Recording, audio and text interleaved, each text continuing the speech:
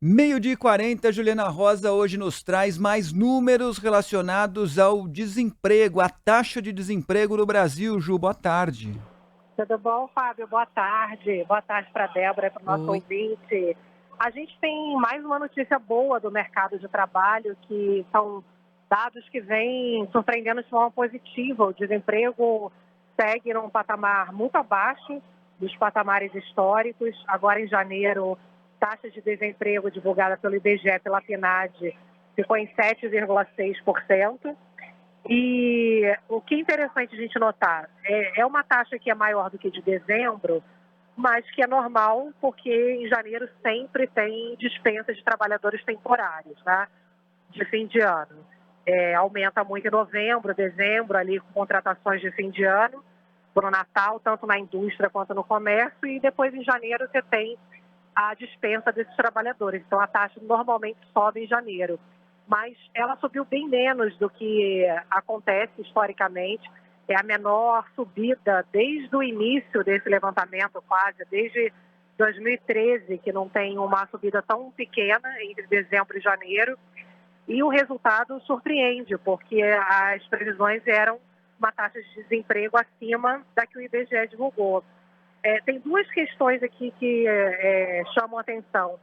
Uma é que essa taxa reflete o número de desempregados no Brasil, que soma 8 milhões e 300 mil. Essa taxa de desemprego, ela quando você pega em número de pessoas, 700 mil brasileiros a menos desempregados no período de um ano. E o que é interessante notar é que a gente falou muito sobre uma questão que tem puxado a taxa de desemprego para baixo, que continua, que é o fato de que você tem menos gente procurando trabalho do que antes da pandemia. Tem quase 5 milhões de pessoas ainda que saíram do mercado de trabalho na pandemia e que não voltaram a procurar. E a taxa de desemprego é a diferença entre o total de pessoas que procuram e a quantidade de vagas ofertadas. Uma das explicações principais é o aumento da proteção social. Então, o Bolsa Família triplicou no ano passado e quando a gente fala em trabalho muitas vezes que não vale a pena a pessoa deixar de receber a proteção, por exemplo, para receber às vezes, um salário que é similar, ou enfim, você acaba gastando a mesma coisa que você tem que pagar muitas vezes para alguém cuidar dos seus filhos, né? Então, você tem uma busca menor por trabalho, mas por isso que é importante a gente sempre olhar a parte de ocupação.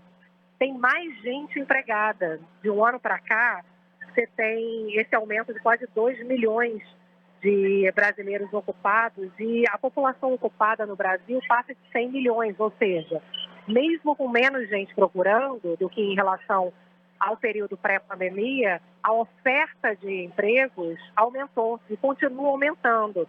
Então, esse dado corrobora que o mercado de trabalho ele está aquecido independentemente de ter um número de pessoas que não voltaram a procurar. Tem outras composições aqui positivas. Por exemplo, a gente falou muito já sobre população desalentada, né, de pessoas que desistem de procurar o trabalho porque muitas vezes veem que está difícil e, enfim, às vezes não tem nem dinheiro, né, para sair de casa, procurar trabalho, gastar com transporte, com alimentação.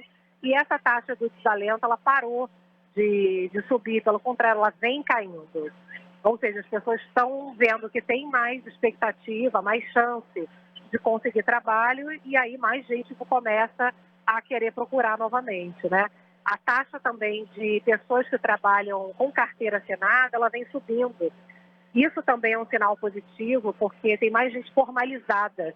Está quase o mesmo número de pessoas que têm carteira e pessoas da informalidade. Isso também é bastante positivo para a realidade brasileira.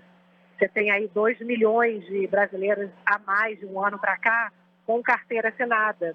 Então, você tem pessoas que têm normalmente carteira assinada, paga melhor, tem salários melhores, e fora todas as proteções, né? Direito a férias, fundos de garantia, né? 13º e tudo mais.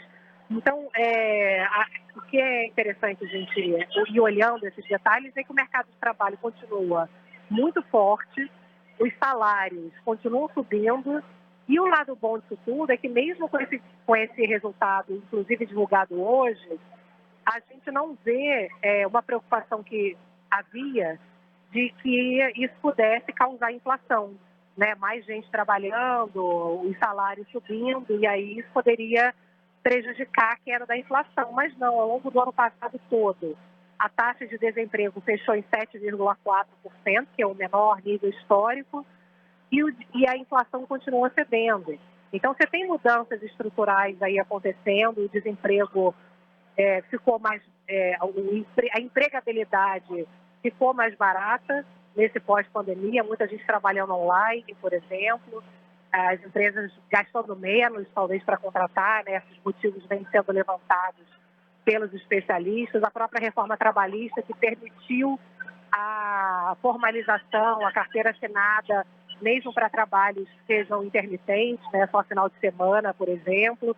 Então, a notícia continua boa e para esse ano, Débora, Fábio, pode ser que o desemprego continue baixo. A gente tinha uma perspectiva que ele até pudesse subir um pouco, mas em ano eleitoral, o professor José Pastore, né, que é a nossa referência aí nos estudos de trabalho, sempre na cobertura econômica, ele diz que ano eleitoral, normalmente, o emprego fica mais aquecido pelas obras, né, que são realizadas por conta das campanhas, seja nos municípios, seja nos estados também, que apoiam as prefeituras, seja na geração de emprego mesmo relacionado à campanha, né, a setor das gráficas e as pessoas que trabalham ali na campanha.